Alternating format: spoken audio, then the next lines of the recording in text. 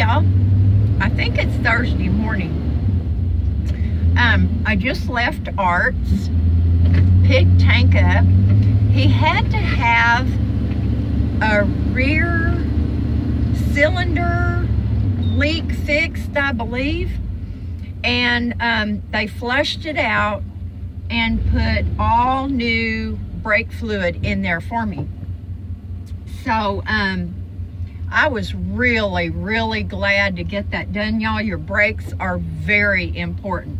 And the other thing is, anytime you spend less than $500 at your mechanics, then that's really a good thing, y'all.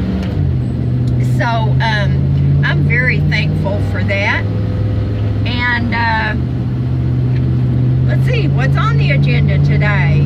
Oh, I also dropped Terry off. They ordered some new these post cover thingies in his car were really bad. So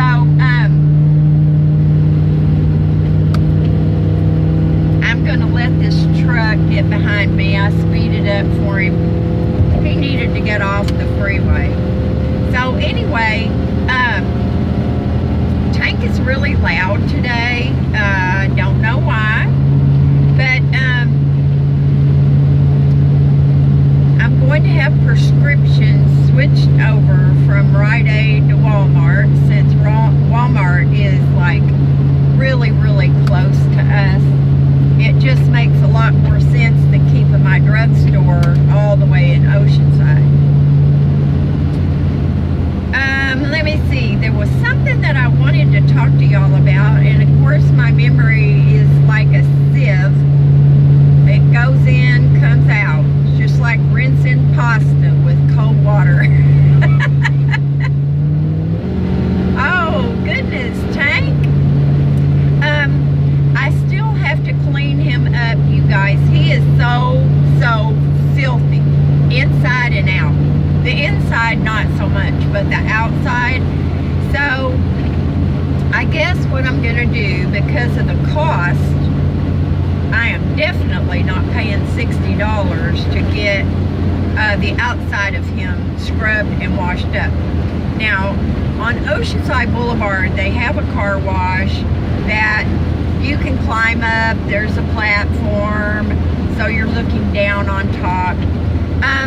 That'll be less. That'll only be about $25, because he does need me to use those brushes on him all over the place, especially the bug stuff. Yuck. Hazel is doing much better. I mean, the effect of that steroid shot and that flea medication, and of course she's still taking Apoquil, I think is the name of it. So she's right as rain now, you guys. Much happier puppy. And I can't believe it took the vet to find that. Now I have one of those little combs with those teeny metal teeth in it myself, so I can make sure that her flea medication is really going to be working good for her, and Mariah also. Now we were lucky to find that, you guys, because I used to work for a pest control company. I managed their offices for them and supervised the guys, the pest control technicians. I learned a lot about critters when I was doing that, and you can't kill flea eggs or larvae. You can only kill fleas once they hatch. So thinking that you can douse your house, your carpet and everything with flea killer is, that's not going to do it. You have to vacuum constantly, especially if you have carpet. Now running your vacuum cleaner back and forth creates friction on the flea eggs, which hastens up the hatching process. They need the heat and the friction. So if you vacuum, I vacuumed every day when I had flea infestation. And then I would take the bag, the vacuum cleaner bag, outside to the trash. And that would take care of it. And also vacuuming your hard surfaces. So we're doing that to make sure that that's all going to be taken care of. There's nothing worse, unless it would be bed bugs, to have an infestation of those little critters, because they love me too. It's like mosquitoes and fleas think I am their best friend. Now, another way to tell if you're still having fleas in your carpet or on your floors is put on a pair of white socks. And you will be able to see those little black-brown critters on your socks, okay? So that's a very good way, because they will jump onto those white socks. So, I'm sure if anybody has any other comments on that you will make them. But that's what I learned at the pest control company where I work. I love that job. It was family owned, and we did have one technician. His name was Timothy. I went to high school with him, and it seemed like that he was not producing quite as much as the other technicians. So one day I thought, you know, I'm just going to follow Timothy today on his route and see if there's something that, you know, something that he could do to improve his productivity. Well, he did a couple calls that morning.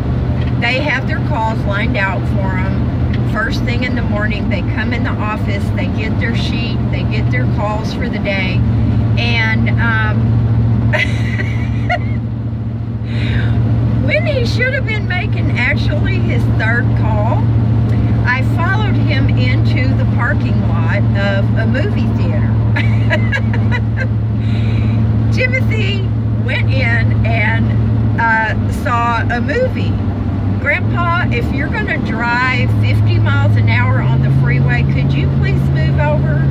That would be really nice. But anyway, y'all, I thought that was really funny, and I went into the theater with him, or behind him, and I sat right behind him.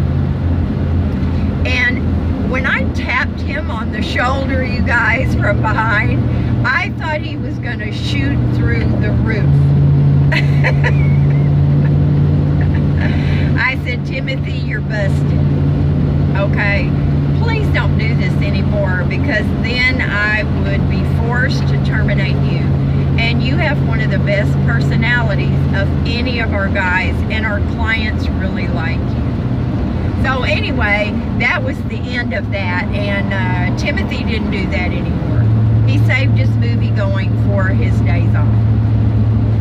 So anyway, guys, that's it for this little video, and I hope you all are doing well. I pray for you guys every day, and for our fellow human beings that are in Texas and Florida.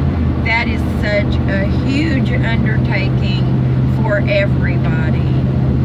And one of our community members that lives in Florida, I just commend her for complimenting and thanking the linemen that are out there working their tails off. Usually what you hear is a bunch of complaining. Why can't we get our electricity hooked up? Why do we have to wait so long? What's the wrong thing? What are these people doing? Why is my service not back on? You know what, you guys? They work their tails off. And I know that from being close to a tornado when I lived in Arkansas. And I'm telling you, they work their tails off, and they are away from their families. They work overtime to get everybody's stuff back online. So, thank you, sweetie. thanking them. Y'all do something fun today, and I will talk to you later. Bye now.